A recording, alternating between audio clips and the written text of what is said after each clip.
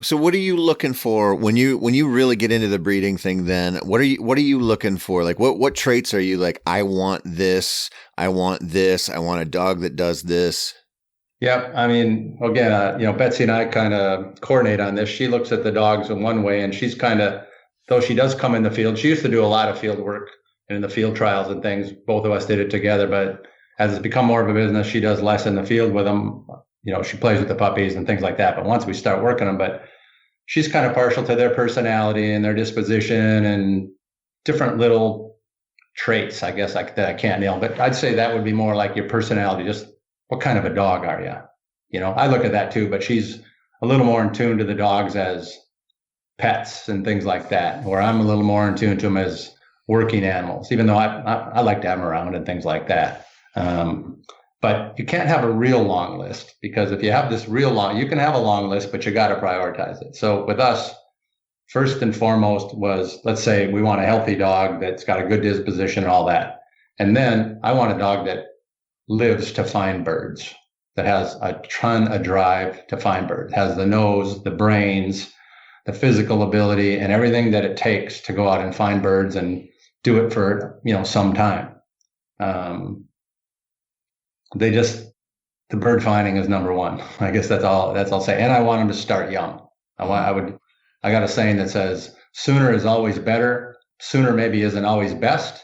Some really great dogs take longer to develop, but a dog's life is short. So the sooner they start doing those things and make them usable, something you can have fun with and shoot some birds over, that's always better.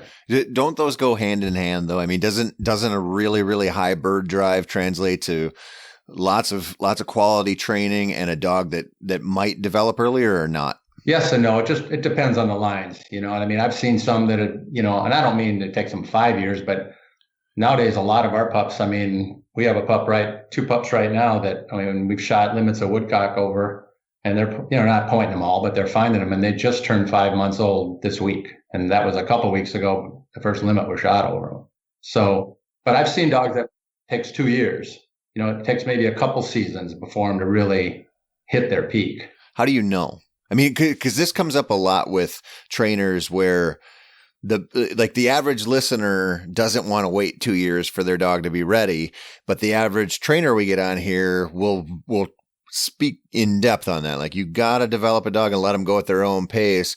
How do you know when you've got a 5-month-old that's ready to go woodcock hunting versus the dog that probably isn't really going to be there till 2 years? I mean, we start exposing them to birds, like usually pigeons or quail in a recall pen, probably by 10 weeks. And you just kind of watch their reaction. Some of them, my neighbor helps me train, and these two older pups we have that just turned 5 months. I mean, we were working them on pigeons. They were born in the middle of May, so like in July, and we were, by the time we did the bird and the gun intro and you ease them into the shots and all that, but we were through that, and we started shooting pigeons over them, and he looked at me and said, "You're going to be shooting woodcock over these dogs." You can just tell if they have a lot of drive, but they also want to point the bird, and there's phases they go through, and certainly they're really advanced, but they got a lot to learn yet. Most of it, what they're doing as a puppy, is based on instinct, and they really need to learn things, as they develop too. So instinct only gets you so far. Then they got to learn. Well, isn't there a baseline for the obedience as well that you feel like you're at with a recall, or, because I think that like it's really common to think about that. Like, okay, does my dog know what it's doing, right? Does this puppy know how to kick something up and bring it back, or point something and bring it back? Like, does it know the fundamentals of hunting? But there's the other aspect of it. Like, is this dog going to run away and I'm never going to see it again? Isn't it all factored in there? It is, but what's really funny about that is like with our dogs, I mean, and I start them out when they're at 8 weeks. We do marker training with them, and we teach them here, but just with treats and things, and we teach them kennel and things. And we spend a lot of time with them, and honestly, they don't go anywhere at that age, right? I mean, they hunt, they might get 30, 40 yards out or driving, but I'm not worried about losing them. I mean, I don't look for that at that point. I'm not looking for this, you got to come here immediately when I call you and stuff. In fact, I like a dog that it's hard to get in because he wants to keep hunting. All that's easy to train. I want to develop. I know there's a couple schools with different things. One, you do all the control early. I think with pointers and setters in particular, and if they're bred right and have the right instincts, they want to hunt with you and you've socialized them, made a buddy out of them and all that. Let them take them out and let them learn, as long. So if they're not going to come right away when you call them or something like that, I mean, got to have a modicum of control over them and things like that. But I don't think obedience is that important for our dogs in particular, as much as just get them out into birds. You're speaking my language, buddy, because it's so often where we will get a trainer on, or I'll interview a trainer for an article where it's, A, B, C, D, E has to be there. And it's oftentimes there's like this divergent path. You're talking about developing a hunting dog that lives to hunt. Like you're talking about, you're placing that importance real high on the scale. And we get a lot of dog training advice from people who are probably thinking like obedience is number one. And I know there's different trains of thoughts here, but to me, it's almost kind of refreshing to hear you talk about that strategy where you're like, listen, let's, there's a little structure, whatever, but let's get them out there and get them exposed to this environment they're going to work in and get that prey drive, just get that sucker humming and get this puppy, show them this beautiful thing that they were bred for and make sure that sticks. And then some of the other stuff will come later. Right. I'm kind of as of the train as needed, mentality. I just think that the breeding is there. I mean, yeah, if you bought a dog from, let's say, some horseback champion pointers from the South, and you're going to bring them up here and go grouse hunting with them, yeah, maybe you're going to have to do more control and more obedience and stuff. But I'm talking about our dogs are bred to hunt. They're foot hunting dogs. They want to hunt with you. You spend the time with them. They're not going anywhere. But yeah, I love watching that light bulb come on. We have this one little dog now that there's two sisters, but we have one, and she just, my wife and I, Betsy just took her out yesterday right before the snow in a cut behind the kennel there, and you can't help but smile watching this dog. She don't really know what she's doing, and she is just cooking. We're walking a 8-foot mowed path. She don't even run the path. She's off the path into the woods, and it's like, wow, what fun is that? Yep. Yeah, I have people give me shit sometimes because I talk about, I love burners. Like I have a lab, but I love dogs, and I probably haven't described it well, but I love a dog that does that.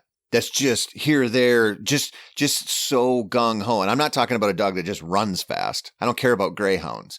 Like I care about a dog that does what I want it to do with enthusiasm. And we did some stuff out with Dockin this summer and shot some photos, and the best way to describe it, these were labs and Goldens, but they would, Tom would have them heel and, send out a dummy or whatever.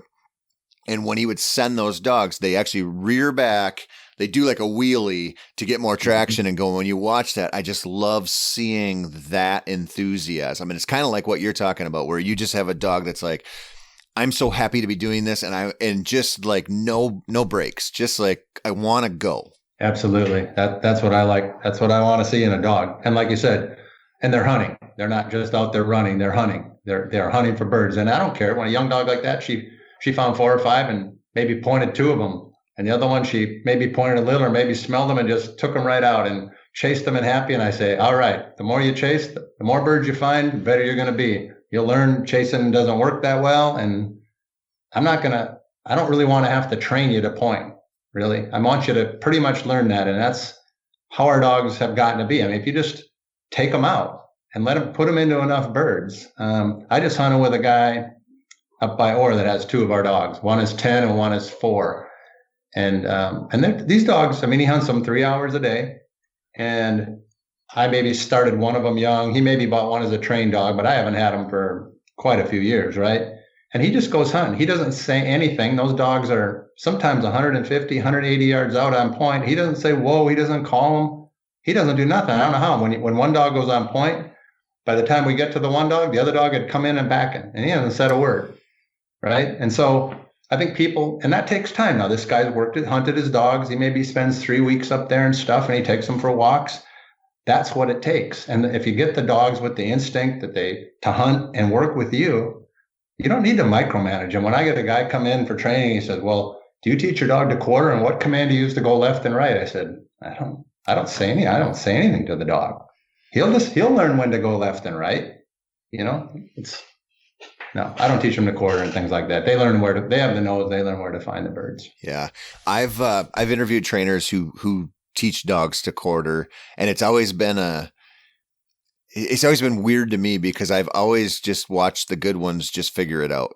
Like it just feels like they just know. And to me, it's kind of like they're just playing the wind and eyeballing the cover and going, okay, this looks good. That looks good. This smells good. That smells good. And they learn what to do. And it's what it sounds like your style. And I'm curious your take on this is like more experiential based and very cognizant of maybe overtraining or burnout. And I see this a lot with people where, especially with retrievers, where it's very easy to get them to do what you want as far as go get something and bring it back. But that only goes so far. Even dogs that love it need a change of environment and they need new stimuli and new puzzles to solve. And that experiential, get out in the woods, let them screw up, let them do their thing, get out in the slough, whatever. The value there is it doesn't feel the same as training. It doesn't feel like it carries the same weight. But when you see a 5 or a 6-year-old dog that has a lot of birds and a lot of different from Texas on up in environments in its, in its tool bag, it knows it's so good at doing what it does everywhere you go. Right. Exactly. I mean, it's easy I shouldn't say easy, it takes effort, but to stay in your backyard and do this and do that. I've had people say, well, I can get pigeons and I can do all that. I said, you really don't only need that a little bit. I said, just get out and go, and let the dog learn. But everybody wants things sooner, and let's face it, you can have your dog point all the quail that you dizzy and put in a bush you want.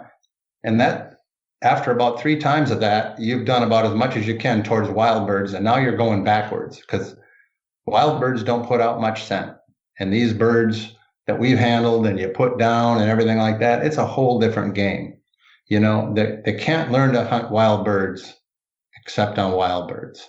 And so just get out and go. And it's going to take time. You can't rush it. I always say, before your dog gets to the point where you're going to turn them loose and say, boy, I'm pretty sure this is going to happen, especially on grouse, there are going to be 3 or 4. Doesn't mean you're not going to have a lot of fun along the way and you're going to point some birds. They're going to make mistakes. There's kind of 2 ways to train. I believe in like a leader follower, right? We're kind of in a partnership. Yep. I'm calling the shots, but I mostly let you do what you want. The other way people train, they're more a dominance trying to train. Like when I say this, you do that. Right. And it's like, I'm not quite like that. It's like people want a dog when they say, whoa, to just slam on the brakes no matter what. And my dogs really, I only ever whoa them around birds and they're used. And when they whoa, they're excited. They stand there like a statue. They don't stand there like with their tail down, head down, like, okay, I stopped. My dogs are going, hey, whoa, something's around. They're looking intent. They're really excited. And that's how I want all my training. If they retrieve and I have to work one to retrieve, which I don't do that often, but when I do it slow. And I don't mean it takes a long time, but I just go easy with them. And when they retrieve, I want them happy and that tail up. You get these force trained dogs and their tail is down and they go, yeah, I retrieved it. No, something was wrong there. So you can't rush a lot of these things. You got to be patient.